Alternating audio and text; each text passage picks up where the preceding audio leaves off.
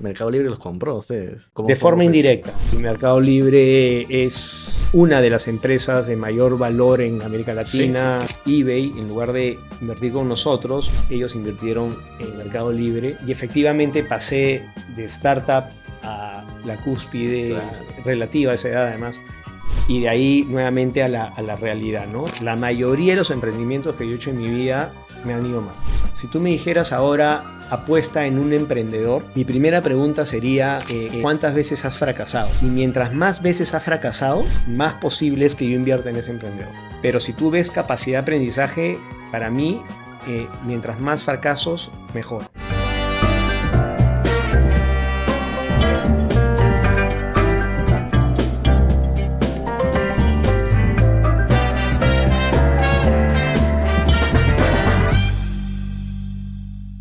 Quiero agradecer a nuestro auspiciador Rapifac, la plataforma para que puedas gestionar tu empresa de forma inteligente, desde las ventas, contabilidad y más. Rapifac está dirigido para grandes, pequeñas y medianas empresas. Conoce más en www.rapifac.com, súper recomendable. Me gustaría dar unas palabras para mi público y es que les cuento que este 22 de marzo tenemos nuestro evento, así que si todavía no te animas a participar, no te olvides porque ya se están acabando las entradas. Tenemos un beneficio especial y es que a lo largo del año vamos a hacer grabaciones de podcast con público reducido, más o menos 50 personas, entonces van a ser invitados aquellos que participen al evento, así que no se lo pierdan. Bienvenidos a un nuevo episodio de Gurú Motivación. Como cada semana compartimos historias de peruanos que trascienden y crean un impacto positivo en la sociedad. Nada más que agradecerles a todos ustedes por compartir, por comentar todos los videos cada semana. Como les decía, tanto los invitados como yo personalmente revisamos y estamos muy agradecidos por todo ese soporte que nos están dando en el tiempo. Siempre las historias de emprendimiento nos llenan de emoción, nos llenan de entusiasmo y de mucha sabiduría, ¿no? Porque reflejan este ADN peruano, el ADN emprendedor, que siempre salimos adelante, que nos caemos, nos volvemos a levantar y siempre estamos trascendiendo. Y hoy tenemos una hermosa historia que estoy seguro les va a inspirar muchísimo. Está con nosotros en el estudio Manolo Vega, el fundador de Ref. ¿Cómo estás, Manolo? Muchas gracias por aceptar nuestra invitación. Hola, Jimmy, ¿cómo estás? Mucho gusto. Para que nuestro público pueda estar en contexto, ¿nos puede hacer un resumen de lo que es Ref hoy en día? Sí, REF es una organización internacional fundada originalmente en Estados Unidos con 30 años, hace 30 años, que es una membresía compuesta exclusivamente por gerentes generales y presidentes de empresas y dueños de empresas que ingresan, digamos, es por invitación y que se conforman en grupos de entre 12 y 15 provenientes de industrias distintas, que no compitan entre sí. Y estos grupos de 12 a 15 empresarios, gerentes generales, se juntan de forma confidencial, a puerta cerrada, una mañana al mes, para, en un ambiente de mucha confianza, de mucha apertura, de mucha confidencialidad y transparencia, traer sus mayores disyuntivas de vida. Aquellas en las cuales se sienten solos, que no quieren ventilar así nomás, que no se sienten cómodos conversándolas con otras personas, porque son muy confidenciales, de forma tal que los demás, las otras 12 personas, con la experiencia de vida y empresarial que ya tienen, te digan cómo abordarían esa situación si estuvieran en tus zapatos.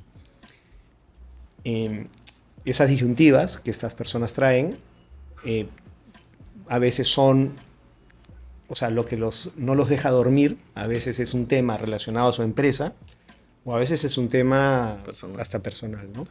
Entonces reciben estas personas esta opinión externa, desemocional, inteligente, no interesada, nadie le vende nada a nadie ahí, de cómo abordarlo y te da luces y otros ángulos, otras perspectivas de cómo afrontar las cosas, la situación, y a veces te hacen ver puntos ciegos, cosas así. Entonces es un En Estados Unidos le llaman un Peer-to-Peer Advisory Board. Eso es lo que es. Y opera acá en el Perú hace 20 años. Y hay aproximadamente 30 grupos operando así. Más adelante me gustaría hacer doble clic a Ref porque me parece genial el trabajo. Pero siempre yo digo que hay una historia detrás, ¿no? Cada uno tiene una historia que contar. Yo creo que en el Perú todos somos gurús porque hemos pasado tantas cosas. Pero hay aquellas historias como la tuya que valen la pena compartirlas porque tienes esa capacidad de inspirar a más personas, ¿no? Tú has intentado negocios, te ha ido bien en el tiempo, pero has fracasado, o Ujú. no diría fracaso, pero son aprendizajes, como dice Michael Mitchell, siempre se aprende de uno, ¿no? Y me gustaría hacer una ruta de tu vida emprendedora y primero preguntarte si es que alguna vez soñaste con ser empresario o qué sueños tenías de niño. Sí, de niño para mí solamente había un camino que era ese, porque es lo que vi en mi casa, lo que vi en mi abuelo. Entonces nunca tuve ninguna duda de que ese era el único camino. Eh, entonces ese sí es el sueño que siempre tuve. Ahora, eh, tuve como un role model a mi abuelo.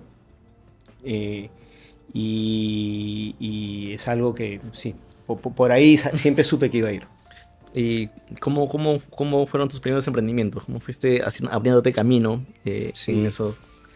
Em, entonces yo me gradué de la universidad a los 21 años, volví a Lima y en ese momento estamos hablando de cuando apenas entró Fujimori, Reformas y digamos, cambios primer en... gobierno, o sea, Sí, 1990. Y se abrió la importación de autos. En ese entonces, eh, tal vez tú no estabas todavía ahí, pero, claro. pero solamente habían tres marcas de autos en Lima. Volkswagen, me acuerdo eran Volkswagen, Nissan y Toyota. Entonces se abre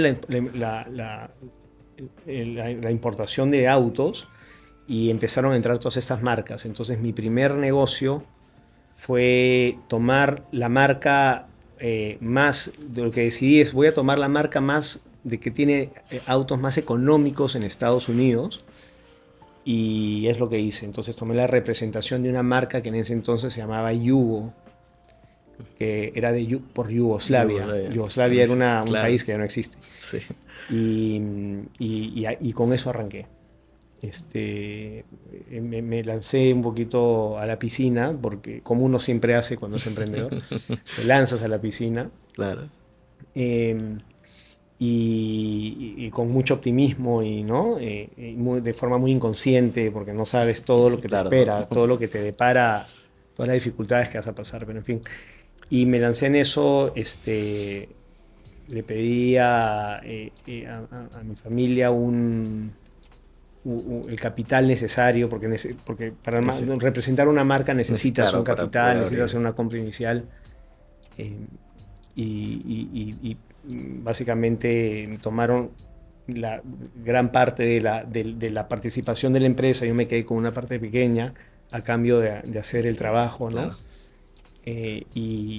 Bueno, fue una aventura. Fue la primera aventura de varias, sí. ¿Y cuánto tiempo te duró esa aventura? Esa aventura, lo que pasa es que los yugos en particular, lo que me pidieron en ese entonces para Fue la darme la representación. representación fue comprar un primer lote de 100 autos. Eran autos económicos, pero bueno, eran 100. Entonces, la aventura de los yugos duró poco, porque cuando eh, yo compré estos 100 autos con bombos y platillos y anuncié que estaba Claro, entrando Yugo al Perú con una conferencia de prensa, me acuerdo, yo a los 21 años, o sea, era jovencito, algo ¿no? muy nuevo para mí, ¿no? Claro. En fin, pero ahí me lancé en el tema.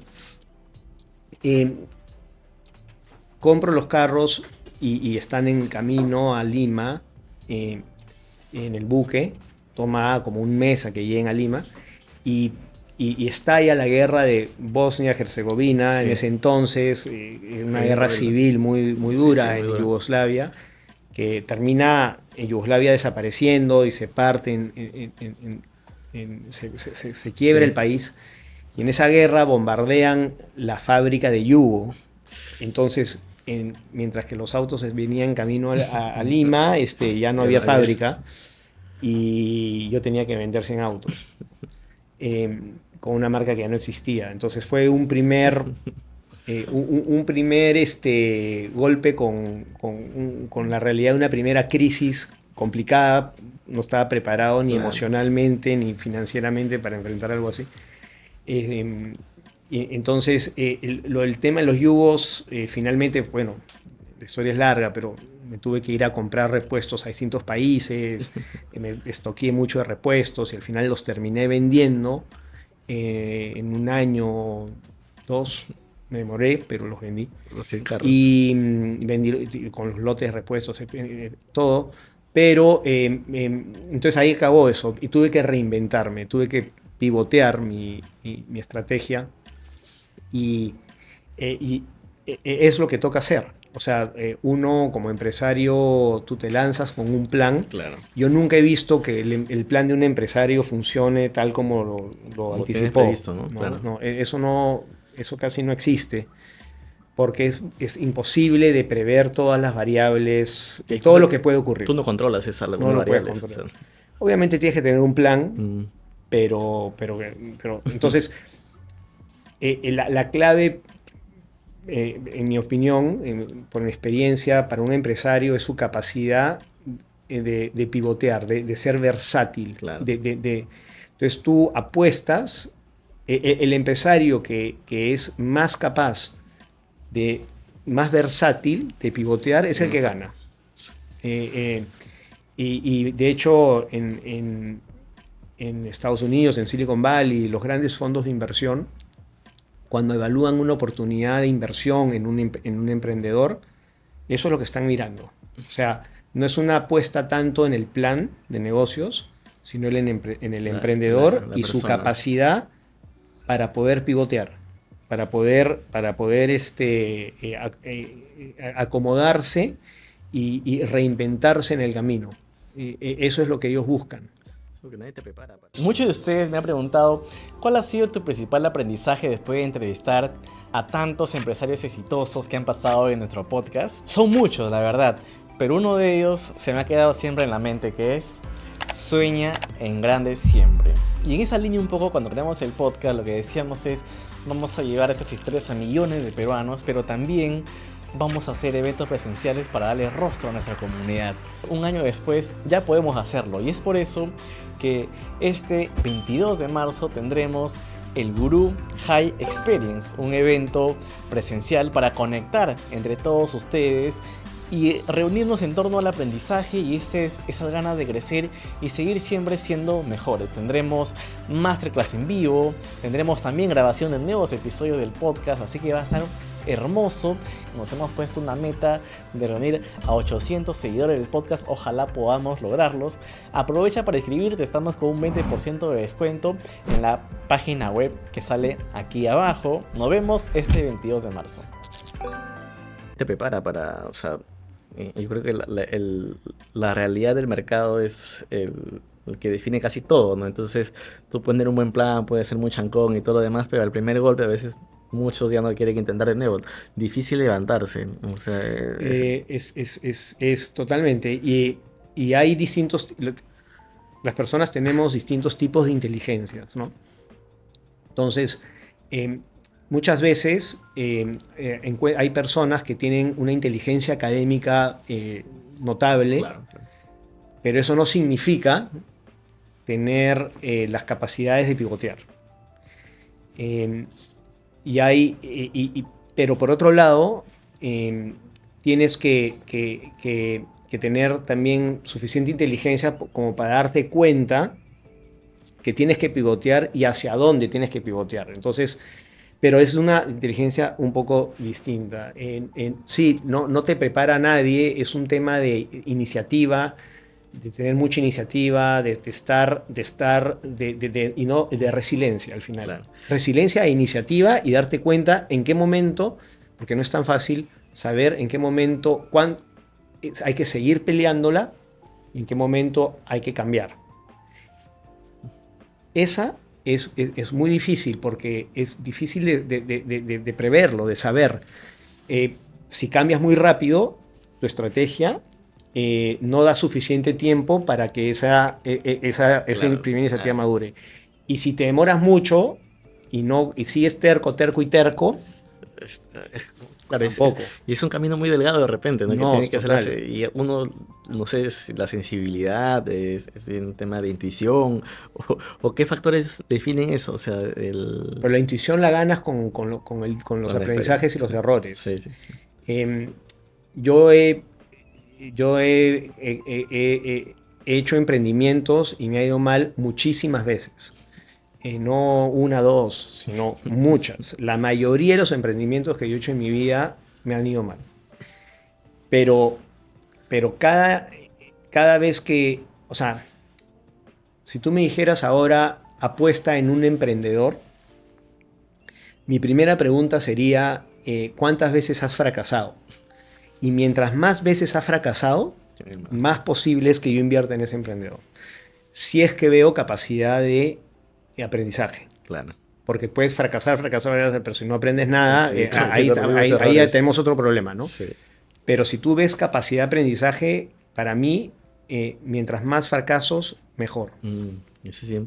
Y esa... porque te desarrolla la intuición. No, que es lo que y vas llevando, y eso te sirve. Por eso que ese fracaso se convierte en un aprendizaje muy bravo, porque difícil que vuelvas a cometer esos errores, ¿no? Y tienes en algún momento te va a funcionar un emprendimiento y te va a ir bien. ¿Y cómo llegaste a lo de que eso ya fue más grande? Vi una entrevista tuya, que de hecho fue muy bueno, con Era Digital, en donde contabas que tenías esta empresa con socios, que eran tus compañeros de universidad, si no me equivoco, y que estaban en un nivel que competían con Mercado Libre, y que estuvieron a punto de ir a bolsa y con un valor de $1.000 millones de dólares. O sea, sí. Y estando arriba, luego se invirtió todo eso. Y ahí me gustaría que me cuentes esta historia, pero luego ¿qué se siente estar en la cima y luego no estarlo? Y un golpe emocional muy fuerte. Y más resiliencia, ¿no? Sí. Esa fue un emprendimiento que hice. Entonces, ¿qué pasó? Lo que te contaba de lo de los carros, al final tuve que reinventar la empresa y hice otras cosas. Y estuve en eso como unos 5 años. Y a los 5 años, al final, no me fue bien en ese negocio, ¿no? Hice unos otros en paralelo, pero tampoco.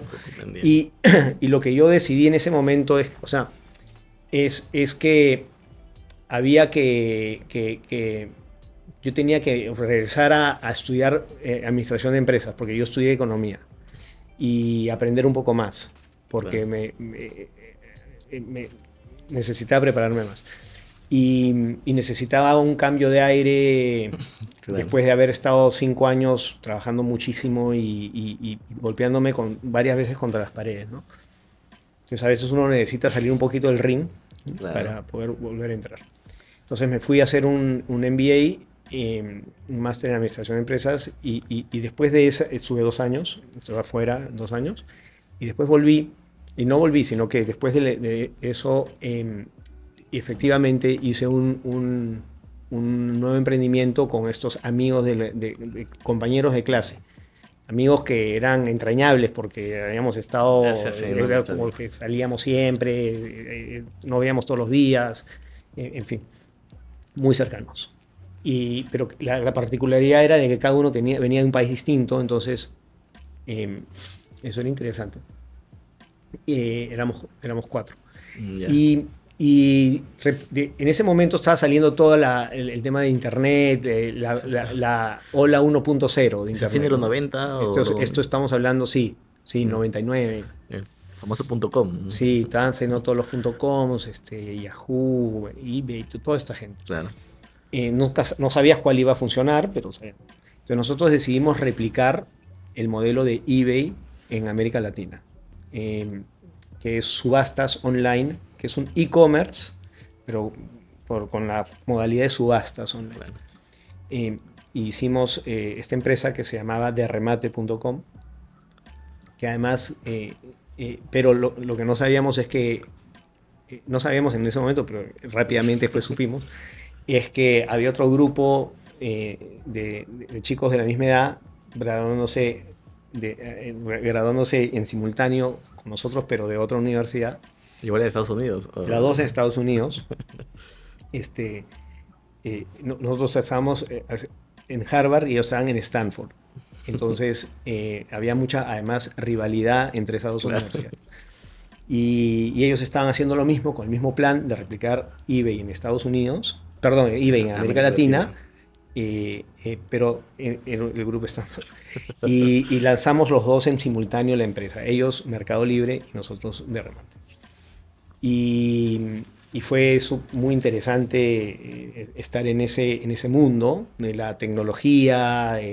Nos sentíamos muy pioneros. En ese momento no sonaba mucho eso acá en América Latina Claro. y inicialmente nos fue muy bien y efectivamente estábamos ganando esa carrera A Mercado Libre. de todas maneras y estamos saliendo a bolsa.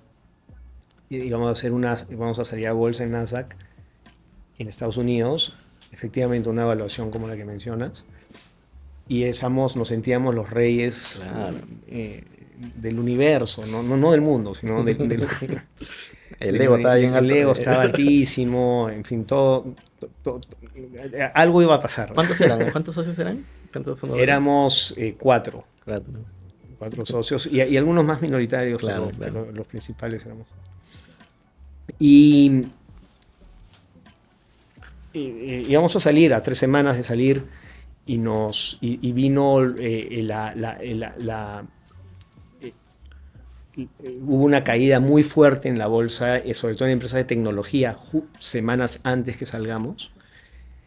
Y no llegamos, y el fondo, el banco de inversión que nos estaba sacando a bolsa, nos dijo que esperemos. No era el momento de salir, los mercados estaban muy, muy movidos. Nos cayó como un baldazo de agua fría porque ya estábamos nosotros Señal de alerta, ya viendo cómo, no sé, ya estábamos en otra. Y se retrasó un mes. Al mes nos dijeron que ya ansiosos ahora sí de salir a bolsa y comprarnos a Mercado Libre y game over con el tema y a otra. O sea, ustedes querían comprarle. No, íbamos a comprarlo de todas maneras, ¿no? Nos dijeron que quedaba cancelada la salida a bolsa porque los mercados seguían movidos, no se daban las condiciones y nos agarró un poco con los pantalones abajo porque no teníamos la caja, porque estábamos contando con el dinero del IPO para tener la caja y no teníamos la caja para seguir operando. Tuvimos que levantar una ronda de financiamiento muy, muy rápida, muy, muy atolondrada, apresurada, una evaluación muy por debajo de la evaluación a la cual íbamos a salir a bolsa. Y sucedieron una serie de carambolas que hicieron que eBay, en lugar de invertir con nosotros, porque nosotros ya no necesitábamos a eBay porque ya estábamos saliendo a bolsa, ellos invirtieron en Mercado Libre, pero le dieron mucho know-how. Ellos estaban con más caja, tenían a eBay y la torta se volteó en los siguientes años y entonces efectivamente al final nos malvendimos la empresa, ya nos ganaron, salieron a bolsa ellos y el resto es historia.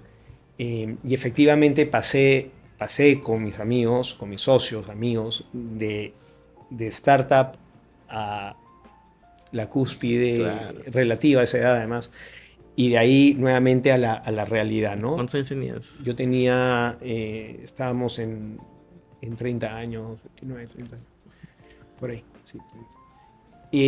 Y es un viaje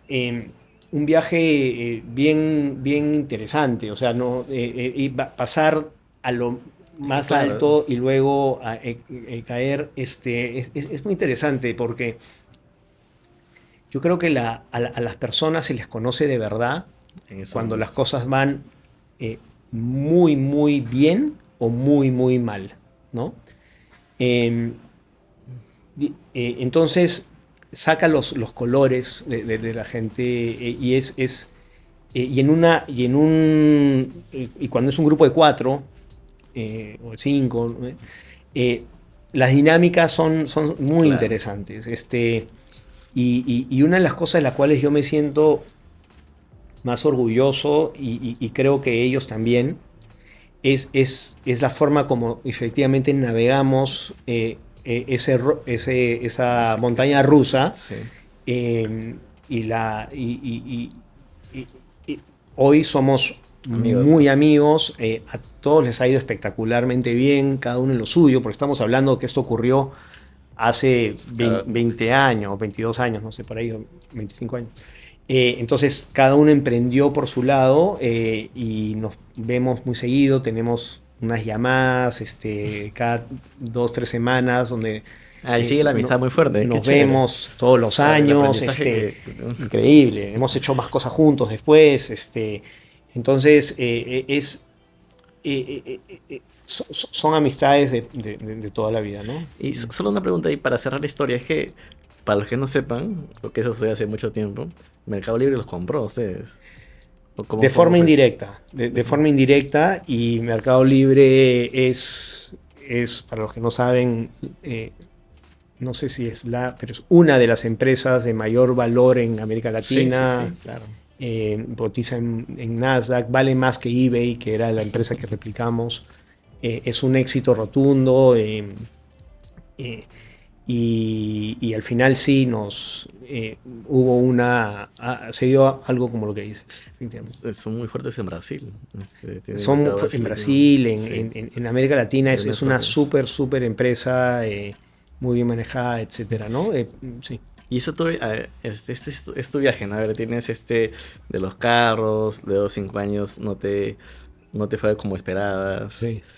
Y cuando al final ya iba a hacer esto, y aparte que creo que es un gran salto de estar en Perú y estar en Estados Unidos, una startup a punto de ir a bolsa con una relación de 1.000 millones, como que estás a la cima, pues, ¿no? Sí. Y luego caer. a- Sí, sí. ¿Y qué significó para ti ese golpe? Y has vuelto, ¿vale la pena de nuevo intentar algo distinto? Sí. O algún momento dijiste, no, mejor voy al corporativo y hago. No, O no, no. sea, siempre ahí con la actitud No, en eso alto, con la no frente en había, no, alto. es otra, y la siguiente, ¿no?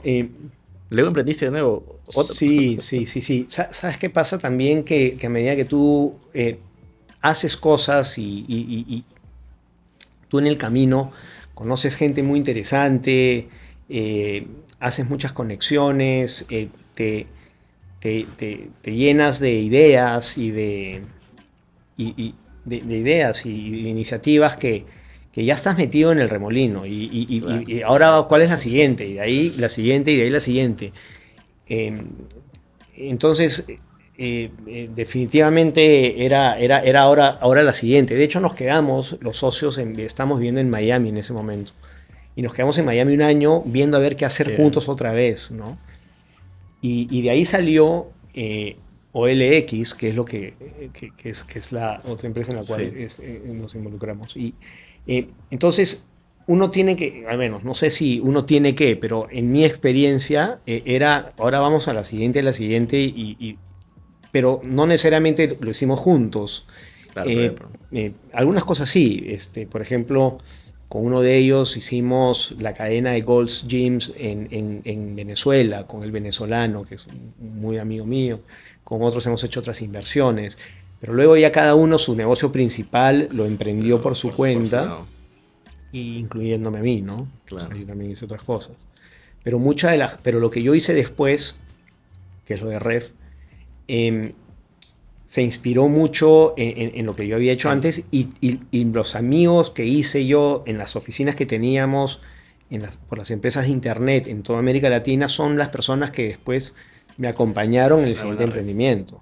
Y eso creo que ahora entiendo un poco el por qué creaste luego Ref, ¿no? Porque ese soporte que tienen ustedes ahora, no sé si tú en un momento lo hubieras tenido, te hubieras ayudado bastante para poder, no sé si tus emprendimientos que te fallaron realmente tengan la luz, o qué es lo que detonó en ti ese hacerlo, ¿no? O sea, ¿por qué Ref? O sea, Sí, no, bonita pregunta y además lo que te voy a responder es algo que yo he visto ya con perspectiva después. O sea, a veces uno, lo tú hace, haces y sí, porque tu instinto te dice hay que ir por acá, pero después con el tiempo ves para atrás y dices, ah, ya entendí por qué hice esto, ¿no? sí, Entonces, todo este tema, el tema de remate y las empresas de Internet, porque no solamente hubo de remate, hubieron otras empresas de Internet que cada una con su historia, ¿no? sí, Porque, pero estas cosas,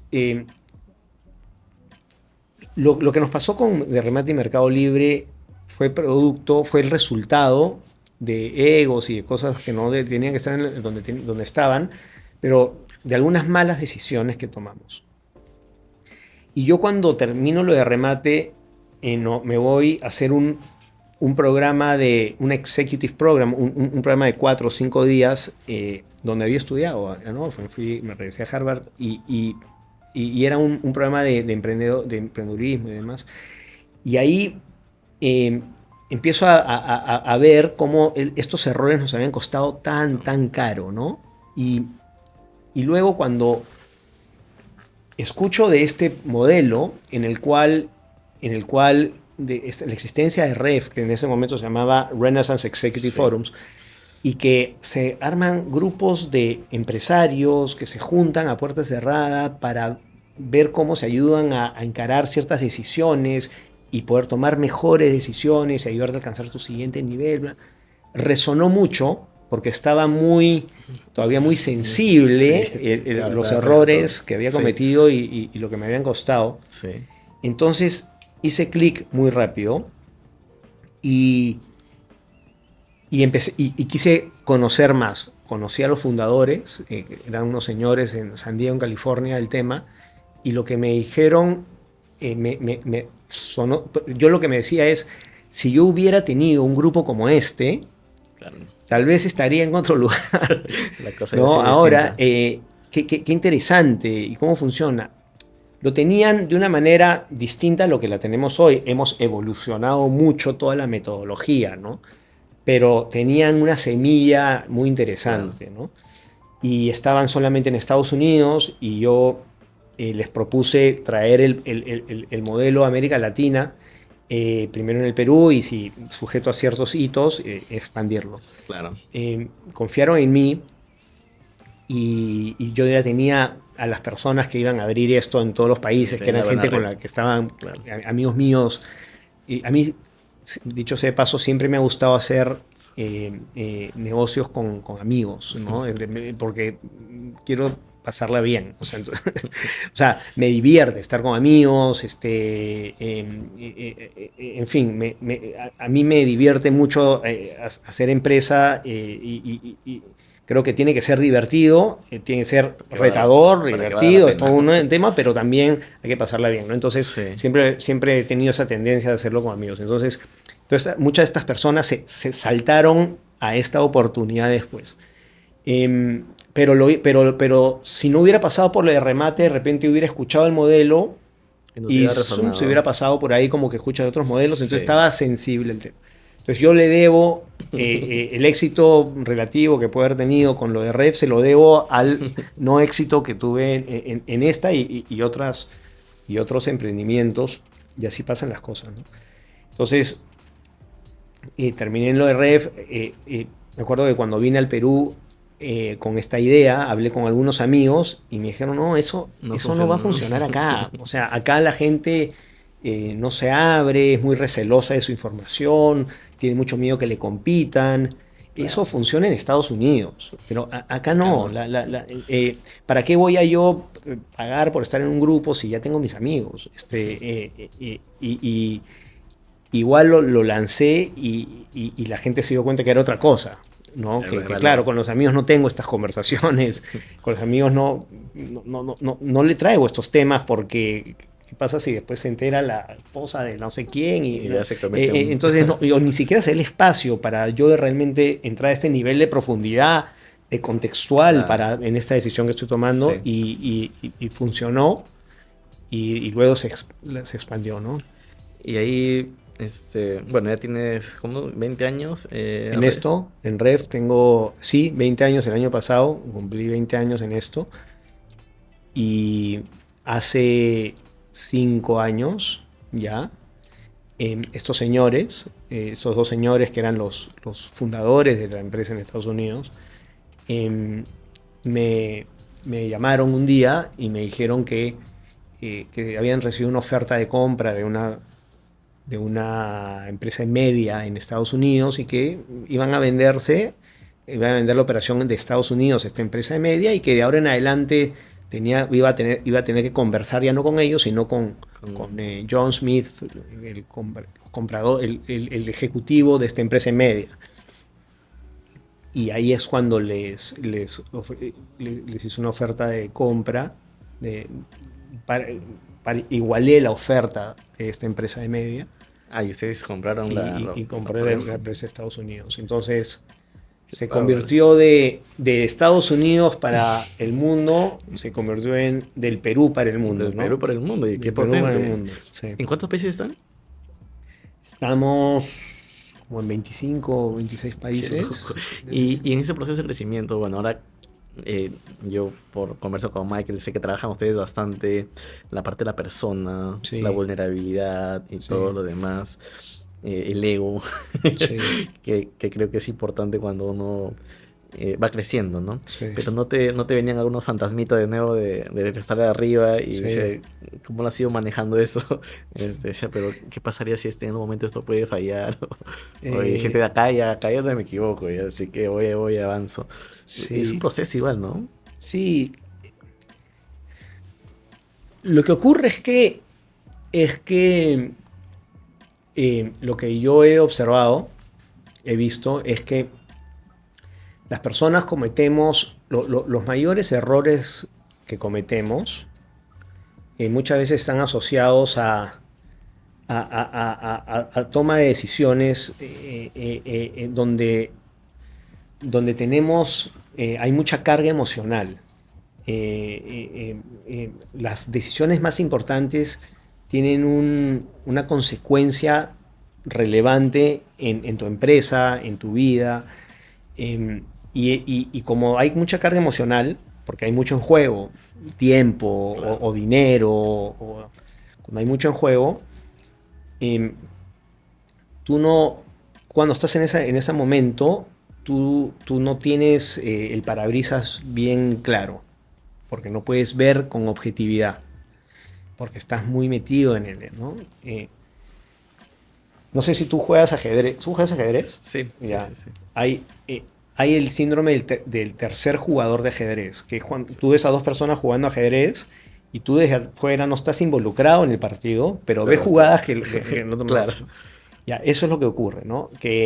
Entonces tú cuando estás jugando y estás jugando en la decisión determinante de la empresa, hay mucho lo que se llama confirmation bias. O sea, tú quieres creer una cosa y toda la data lo que hacen es que solamente ves lo que confirma lo que tú quieres. Sí. Es sesgo de confirmación. Sesgo de confirmación, exacto.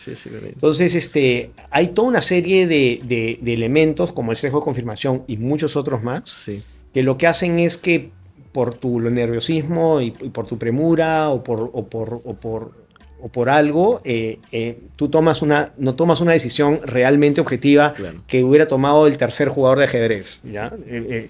Entonces, eso es muy humano, eso trasciende las culturas. El hecho de que un empresario, un líder empresarial, enfrenta situaciones complicadas, decisiones importantes, y que está solo en esas decisiones importantes y que a veces en esas decisiones importantes tiene todo tipo de sesgos que hacen de que no tome la decisión correcta, es algo que trasciende culturas, trasciende todo, ¿no? Entonces, yo lo que vi cuando evalué lo de Ref es que los mejores negocios son aquellos que se apoyan en, en- en- en conceptos que son, que son, que no tienen, no tienen caducidad en el tiempo, que son muy, muy humanos, muy adentro, ¿no? Eh, y esto, yo vi eso en este modelo. Y lo vi porque estaba sensible por los errores que había cometido, no sé qué, ¿no?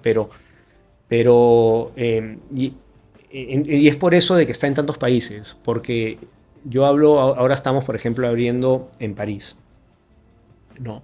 Y acabamos de abrir en Singapur.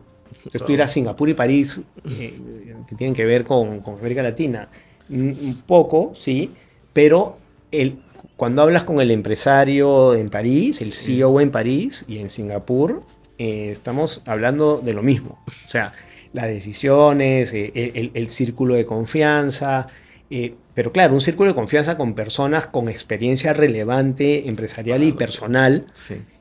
y que te pueden dar estas perspectivas externas, esta inteligencia, acceder a esta inteligencia colectiva o esta sabiduría colectiva más bien, ¿no? Mm. Y entonces eso trasciende fronteras. Culturas, que al final somos humanos. Totalmente, totalmente, Eh, ¿no? Y la tiene el que está solo en esa decisión, nosotros le llamamos el soledad en la cima, ¿no? El que está solo en esa decisión, está igual de solo el que maneja la empresa de 1.000 millones como el que que empieza la como maneja que recién. de 100.000 soles. O sea, Claro. están los dos tomando decisiones y en algunas están solos, porque ni siquiera a veces con la esposa o el esposo tienes una persona que tiene el contexto adecuado para ayudarte y a veces tampoco hay un conflicto de interés con la esposa y el esposo, porque la esposa de repente quiere ser más conservadora y que no, tú no te No, metas en este negocio. ellos también tienen sus sesgos de confirmación. Porque Totalmente, y las también personas tiene su tendemos información. a armar todo a nuestra...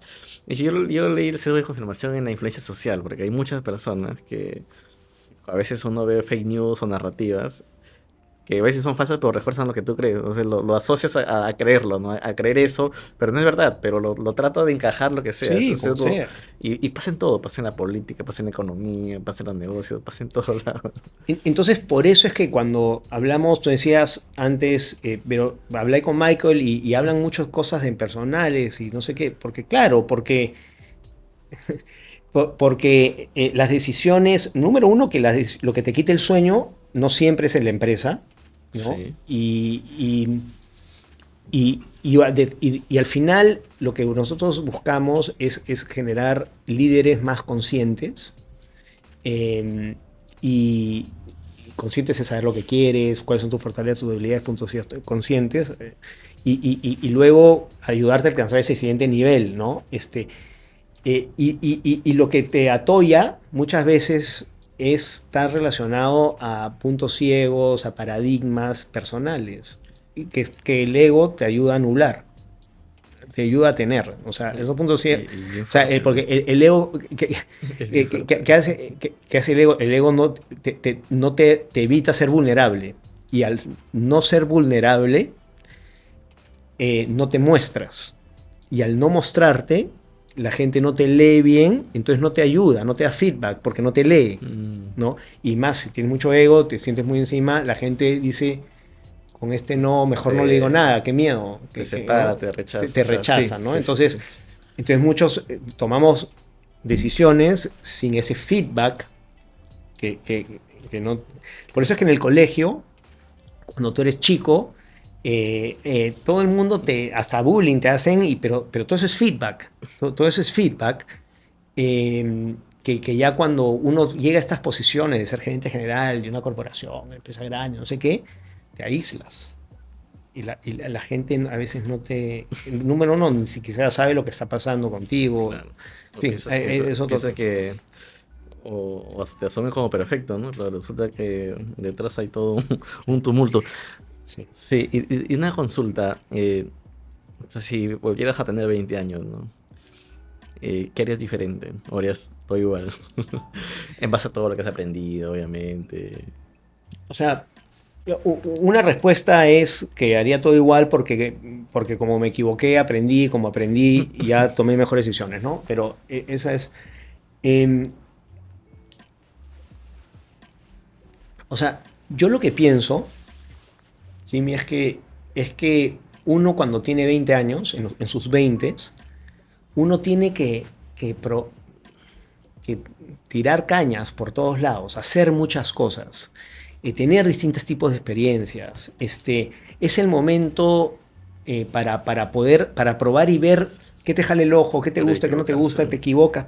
Entonces, yo creo que lo bueno de un emprendedor es que es muy difícil que la pegue a los 21 y home run y ya está. Claro. Hay algunos casos, Pero no es pero un, son. no es un estándar, O digamos. sea, son los que suenan, pero es uno de Claro. 10 mil millones. Entonces uno cree que como son los que suenan, esto está fácil. Pero eso son dados, pero así.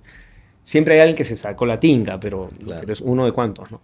Entonces, eh, yo creo que mientras más experiencias y más cosas pruebas y todo, te sirve para poder ir aclarando qué te gusta. Y en los 30 recién es cuando tú te enfocas en algo y te vuelves, ojalá, para cuando llegue a los 40, experto en algo.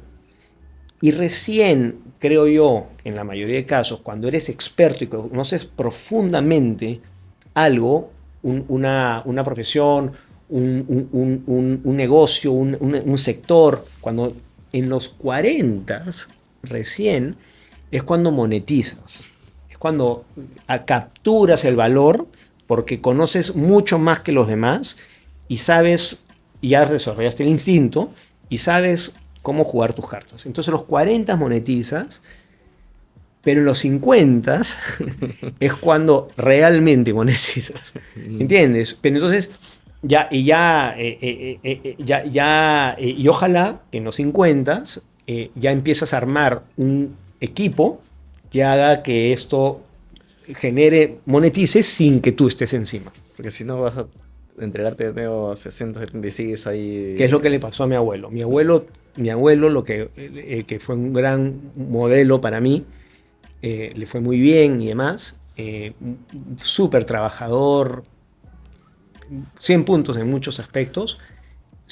O sea, mi impresión es que él nunca hizo la última, que es generas un equipo que trabaje para ti. Mm, Entonces, él se volvió la empresa dependía de él, demasiado de su personalizada. liderazgo y demás, ¿no? Mm, Y yo creo que hay que hacerla porque es lo que lo va a hacer sostenible. Y eso no quiere decir que te retires. Puedes seguir claro. activo, pero que no dependa tanto de ti. Porque así eso me dijo justo un empresario que llegó acá, que tiene un negocio en Las Vegas, se llama Carlos Pereira, tiene una fábrica de panes, que es el líder peruano, Así. y dice que fue a almorzar con un chef muy famoso, y en el almuerzo le cayeron 12 llamadas y le estaba respondiendo. Entonces dice, no me afecta, pero te digo un feedback, ¿no? O sea, si haces que tu negocio dependa de ti, porque de repente son clientes y todo lo demás, nunca vas a crecer como deberías. Y si en algún momento quieres vender la empresa, va a valer menos porque depende de ti. Y si tú no estás, ¿no? Entonces ahí se empezó a hacer esa transición de personas, que el negocio no dependa 100% de ti. No que se retire, pero que funcione si él no estaba. Y eso es bien importante para que no te esclavice de repente todo el Sí. tiempo ahí y puedas disfrutar la vida. Ojo que al comienzo es muy difícil, para no decir imposible, Mm, porque tú tienes no tienes número uno, no tienes el capital para claro, tener el talento que necesitas para que lo haga. Y dos, tú mismo no sabes todavía lo que estás haciendo al comienzo. Entonces, si tú no sabes lo que estás haciendo, los que están abajo tuyo tampoco saben. Entonces, al comienzo es muy, muy difícil. Pero hay una cosa que yo estoy justo en ese proceso de que el sistema funcione, ¿no? Y una de las cosas que yo me he dado cuenta ya con el tiempo, fíjate, mm, es que, es que el rol del empresario, eventualmente, no al comienzo, porque al comienzo el empresario tiene que hacer para claro. entender, ¿no? Desarrollar ese estómago y volverse un experto. Sin eso, eres un inversionista y el inversionista tiene retornos de inversionista, no de empresario, ¿no? Entonces al comienzo lo tienes que hacer. Pero eventualmente el empresario tiene que darse cuenta de que lo más importante es tener una visión y comunicar esa visión, pero no hacer la visión. Hacer, o sea, materializar la visión no es su rol. Es el rol de la gente que tú contratas para que materialicen la visión que tienes, ¿ya? Porque si tú lo que haces es, o sea, y la gran mayoría de los empresarios pecamos, y yo me incluyo, de querer hacer la visión. Y no, la visión la tiene que hacer un equipo, pero tú tienes que estar seguro que tú explicas la visión, porque si la visión tú no la explicas bien, no la comunicas bien, el equipo no lo puede construir. Claro. ¿Ya? Pero si tú no te das el tiempo de explicarla y comunicarla adecuadamente, y tú eres el que la estás construyendo con tu martillo y tu clavo, no, vas a convertir esto en dependiente de ti. ¿Ya? Y ahí está. Entonces, y de ahí es difícil a veces salir. Es difícil salir. Esa transición, esa última vuelta donde tú creas un sistema y tú ya no eres el que estás con el martillo del clavo, es una transición que se le hace muy difícil al empresario hacer, porque el empresario, para llegar donde llegó, tú lo hizo solamente con el clavo y martillo. Entonces, soltar el clavo y martillo no es fácil, no es intuitivo. ¿Okay? Impotente. Muchas gracias por compartir tu experiencia. El tiempo se va volando. Ya vamos a estar cerca de 1 hora. Yo te decía al inicio, cuando conversábamos, que más allá de compartir contenido positivo en el podcast, que nos encanta, también tenemos una visión del país, de la gente, que creo que trasciende esta ideología, ¿no? Que es el talento peruano y el sentirnos orgullosos del éxito. Yo me siento orgulloso del éxito que tienes tú. Estoy seguro que mucha gente que no ve tan bien. Y tú que vas viajando por el mundo y que tienes ref en varias partes, ¿qué opinas o qué reflexiones te deja a ti el talento peruano? ¿O qué reflexiones te deja el Perú también? Porque tienes esa visión distinta. Tenemos un futuro, somos... Sí, yo creo que somos muy talentosos, la verdad. Sí. Lo he dicho varias veces. Mira, yo creo de que los peruanos tenemos la particularidad de ser muy ingeniosos. Somos es una sociedad muy, muy emprendedora. Tal vez es gracias a la informalidad tan grande que tenemos en el país. La gente acá es emprendedora, ¿no? Sí. Tiene que... se tiene que valer por sí misma, y ser emprendedor te vuelve ingenioso, ¿no? Entonces, yo creo que esa particularidad del peruano es muy positiva. Lo que nos traba como sociedad, como país, es un poco que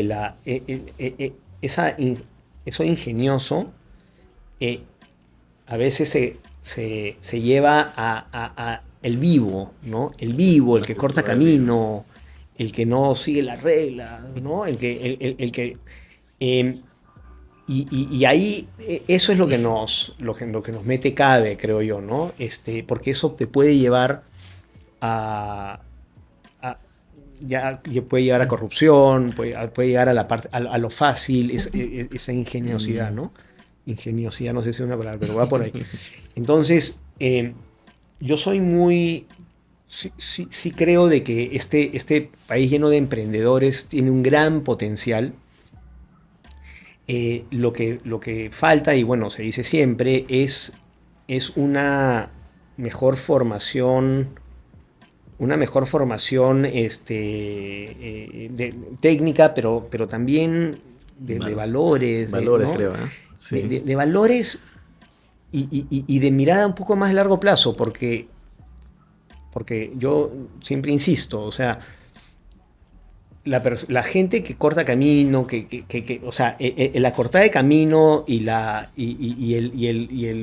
bypasearte a otras personas y todo eso, es una estrategia que funciona a corto plazo, pero no a largo plazo. O sea, al final tú puedes trampear por acá, trampear por allá, y a corto plazo vas a estar un poco mejor, pero como estrategia a largo plazo pierdes, ¿no? Entonces, yo siempre digo, el ser medio maloso, ¿no? Es un mal negocio, pero no solamente desde el punto de vista empresarial, sino personal, a nivel emocional, digo, ¿no?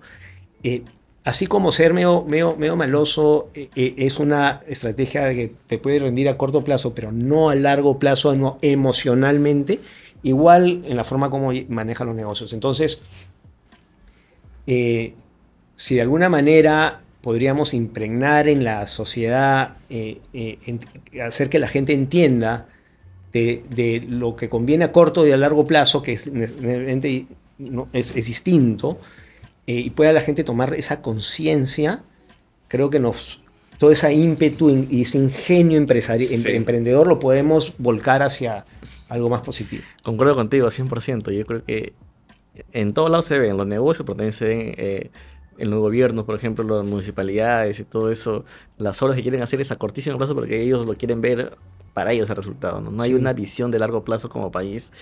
Y ese es un tema de cambios, primero personales, ¿no? Porque esa famosa cultura del vivo es porque si todo el mundo lo hace, yo lo hago, ¿no? Es como, y en el momento, no, que él cambie para que yo lo cambiar. Y la gente se mueve en base a esta cultura, ¿no? De todo el mundo lo hace como, pero no te suma, no te lleva, y estamos así años porque nadie o no somos capaces de hacer esa transformación, ¿no? Entonces, gracias por ese comentario, porque yo siempre digo eso, ¿no? El empresario no es malo, ¿no? O sea, no es que venga como gente y piense y dice, no, Miguel, no, es muy así. No, el empresario es el motor de la sociedad. El empresario es el que genera, lo